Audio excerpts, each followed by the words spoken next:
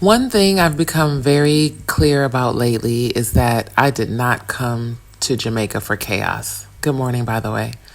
I did not come here for more emotional entanglements, drama, or situations that pull me away from the very thing that I came to seek. I came here for restoration and for peace. I came here because life had been asking a lot of me for a very long time. There had been stress, difficult decisions, heartbreak, and lessons that seemed to arrive one after another. When I arrived on this island, I made a quiet promise to myself that this chapter was going to be different, that I would finally prioritize my health, my restoration, and my spirituality. And restoration requires protection. What I've learned is that not everyone who reaches for you is meant to have access to your energy. At times, people create circumstances through their own choices, and then they look to someone else to help carry the emotional weight of those consequences. They want comfort and reassurance, a soft place to land. But the very discomfort they're experiencing is their lesson.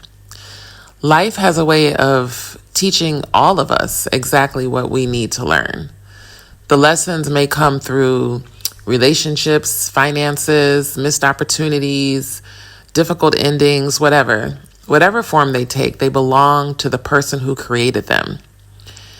When we step in and try to rescue someone from every consequence or karma, we may feel compassionate, but we can also interrupt a process that is necessary for their personal growth. That has been a difficult truth for me because my instinct is to help and listen and to support the people that I care about. But I have also learned that there is a difference between being kind and becoming responsible for someone else's emotional burden. So recently I found myself in a position where someone expected me to be their support system while they were facing circumstances created by their own actions. So I genuinely wish them healing, and I genuinely hope they find their way through it.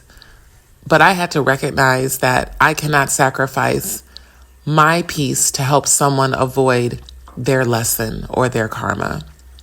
So for perhaps the first time in my life with this particular person, I chose myself, and I chose the restoration that I have been praying for, that I'm standing in.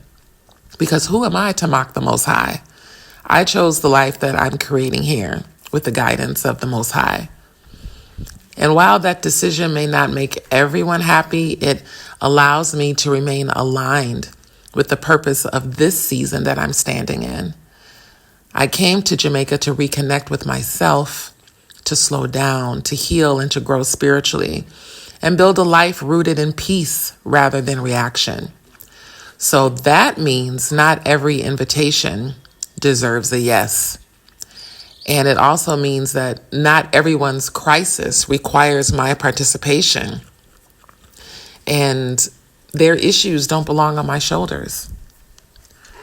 The most loving thing we can do for someone else is to step aside and allow people the dignity of learning from their own choices.